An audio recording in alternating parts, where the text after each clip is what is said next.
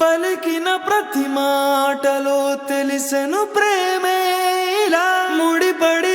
వెంటనే నన్ను విడిపోతే ఎలా వదలదు మదిలోన మొదలైన వేదన మరణములోనైన లేదేమో ఈ యాతన దొరికిన వరమన్నది నా సొంతం కాదని తెలిసి మనసున ఉరిమినదే ఆ మేఘం కనులలో తడిసి ఎదసడి అడిగనే నిలవవే వదలలేను చూడు నిన్నిలా ఒక క్షణమే పద పద